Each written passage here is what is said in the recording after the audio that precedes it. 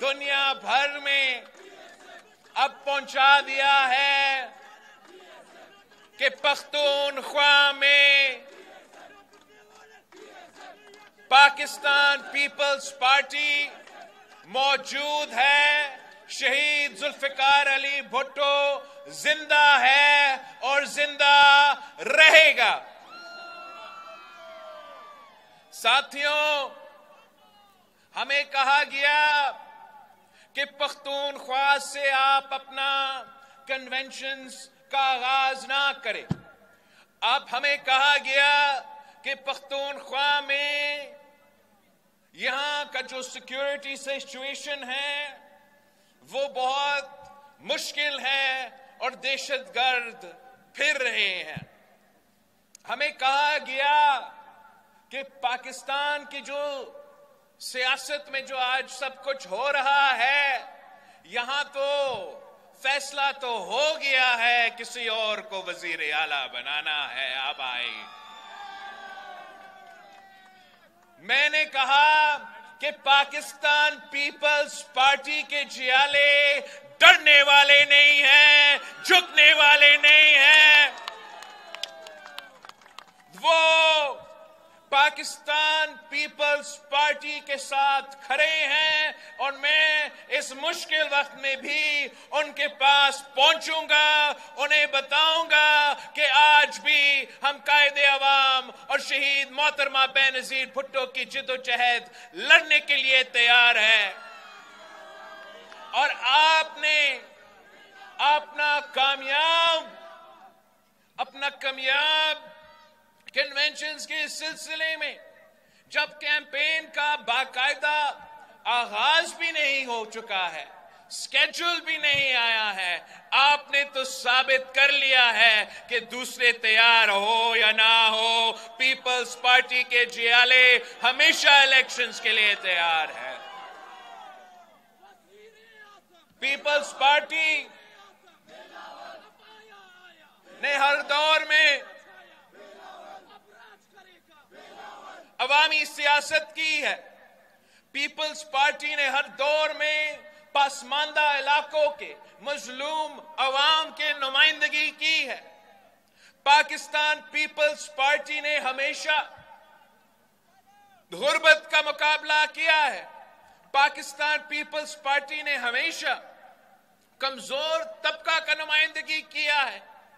और आज के जो मुआशी बहरान है, आज का जो सियासी बहरान है, आज का जो जमहूरी बहरान है, इंसानी हकूक का बहरान है, इन तमाम मसाइल का हल आपका पीपल्स पार्टी के मंशूर में मौजूद है। उस कायदे अवाम शहीद जुल्फिकार अली भुट्टो की नजरिया में मौजूद है। पाकिस्तान पीपल्स पार्टी समझता है कि हमारा कोई सियासी मुखालिफ नहीं, ना कोई खिलाड़ी हमारा मुकाबला कर सकता है और ना कोई और हमारा मुकाबला कर सकता है। हमारा तो मुकाबला इन सियासतदानों से नहीं, हमारा मुकाबला बेरोजगारी, गुर्बत और महंगाई से है। मेरा पार्टी तीन नस्लों से ये जद्दोजहद लड़ता आ रहा है। शहीद जुल्फिकार अली भुट्टो ने रोटी, कपड़ा और मकान का नारा दिया तो इसलिए दी ताकि इस अवाम का, इस मुल्क की गरीब अवाम का जो तमाम मसाइल हैं वो हल किया जाए। शहीद मोहतरमा बेनजीर भुट्टो इस नारा से पहचाना जाती थी कि बेनजीर आएगी तो रोजगार लाएगी। वो इसलिए कि पाकिस्तान पीपल्स पार्टी वो वाहिद जमात है जो अशराफिया को नहीं, पाकिस्तान के अवाम का नुमाइंदगी करता है।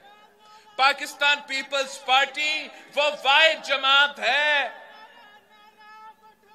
जो अशराफिया को नहीं, मजदूरों, किसानों, नौजवानों, सफेद पोश, पूरा जो सारे तबकात है उनका नुमाइंदगी करता है।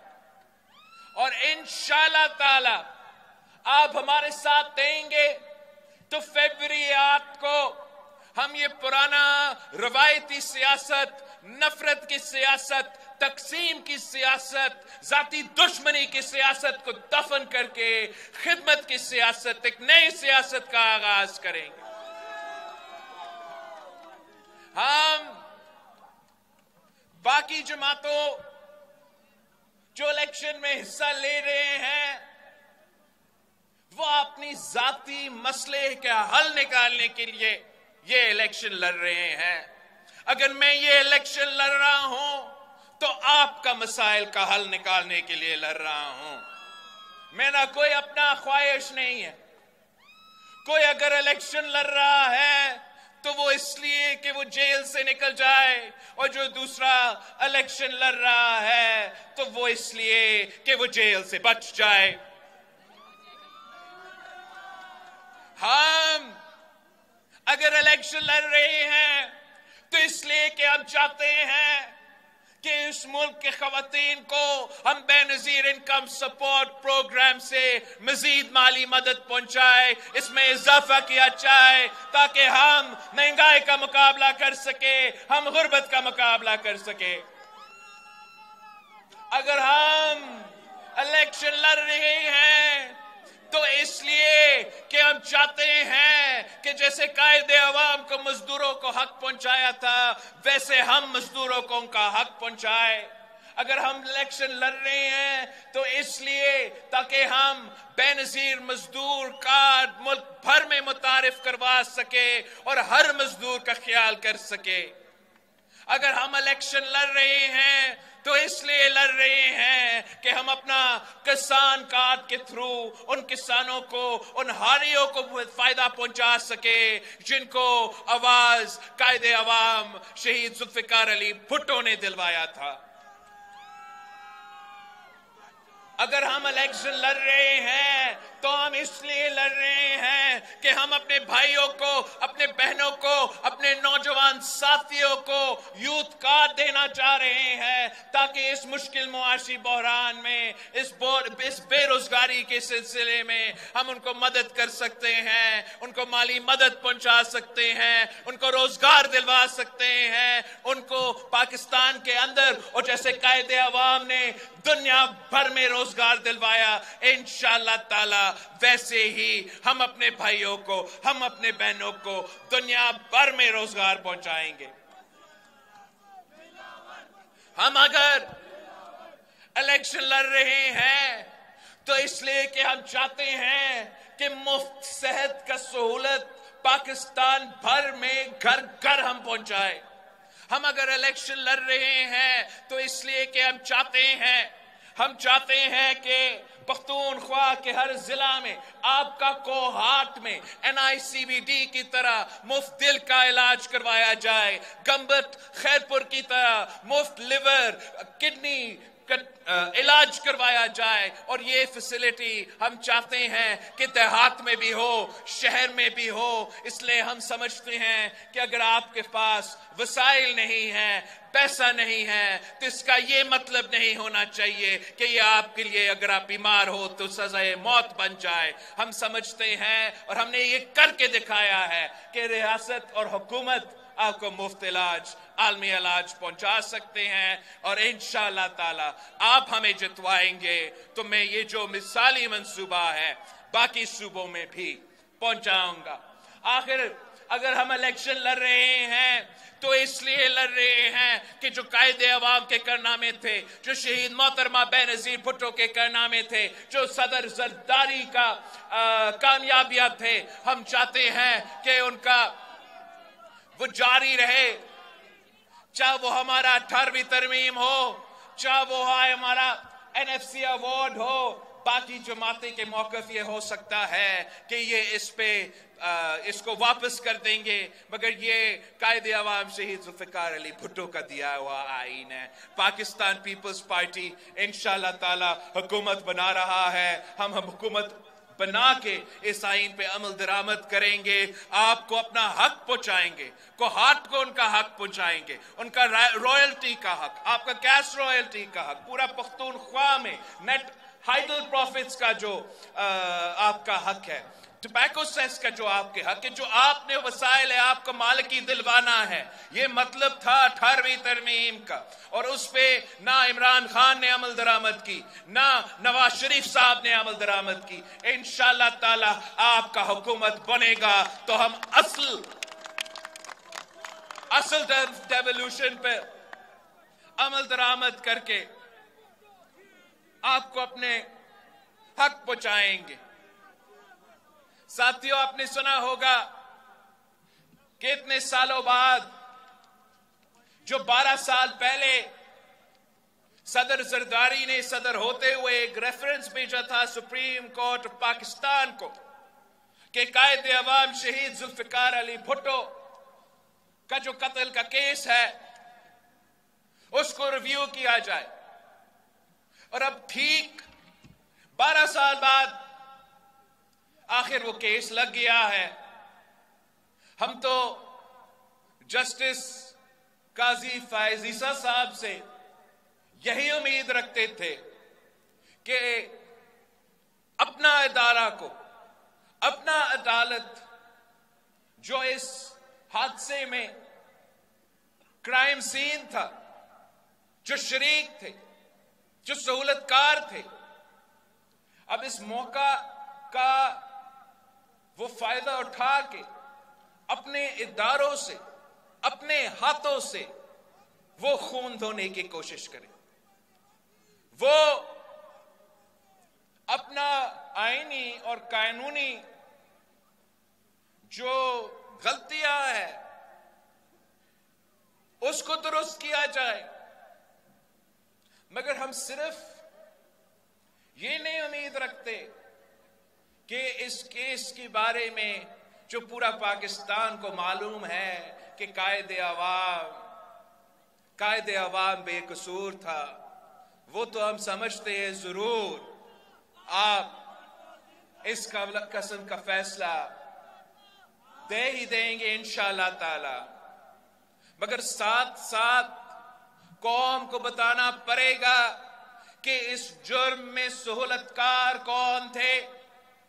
कौम को बताना पड़ेगा कि इस कत्ल में मुलव्वस कौन थे। आमिर जिया से लेके उन जज साहिबान जो सहूलतकार थे, उन लॉयर्स जो सहूलतकार थे, उन सियासतदान जो सहूलतकार थे, वो इस मुल्क के मुजरिम हैं। और अब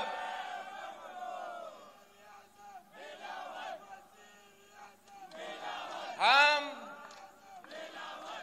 इंसाफ का उम्मीद रखते हैं कि ना सिर्फ कानूनी लिहाज से इंसाफ किया जाएगा, मगर तारीख से इंसाफ किया जाएगा। बताया जाएगा पाकिस्तान के अवाम को कि आपका कायदे अवाम को किस साजिश के तहत निकाला गया। बताया जाएगा पूरी दुनिया को कि मुस्लिम उम्मा का कायद को फांसी पे क्यों चढ़ाया गया। और अगर इंशाअल्लाह ताला हमारा इस कोशिश कामयाब हो जाता है तो इंशाअल्लाह ताला ये जो संगीन वाकया है, जो तारीखी वाकया है, अगर अदालत अपनी तरफ से इस इशू को एड्रेस कर देती है तो पाकिस्तान के अवाम में वो उम्मीद आ जाएगा कि अगर आखिरकार कायदे अवाम शहीद जुल्फिकार अली भुट्टो को, इस आईन का बानी को, इस एटम बॉम्ब का बानी को, इस मुल्क के अवाम का कायद को अगर इंसाफ दिया जाता है तो शायद इस मुल्क के अवाम भी आप पे भरोसा करे, शायद इस मुल्क के अवाम भी ये उम्मीद रखे कि आखिर उनको इंसाफ दिया जाएगा। मैं आप सबका शुक्रगुजार हूं कि आप आज भी पाकिस्तान पीपल्स पार्टी के साथ खड़े हैं और इंशाअल्लाह ताला कामयाबी आपकी होगी, कामयाबी तीर की होगी, जीत अवाम की होगी। ये सिलसिला जारी रहेगा। हम रुकेंगे नहीं, हम भागेंगे नहीं, हम अवाम के पास जाएंगे, अपने मंशूर के बारे में बताएंगे और अवाम पे यकीन रखेंगे, अवाम पे भरोसा करते हैं, अवाम पे हमारा मुस्तकबिल के किस्मत के फैसले करने पे हम भरोसा रखते हैं। इसलिए हमारे कायद ने हमें सिखाया था कि ताकत का सरचश्मा अवाम है, ताकत का सरचश्मा अवाम है, ताकत का सरचश्मा अवाम है। आप सबका बहुत शुक्रिया।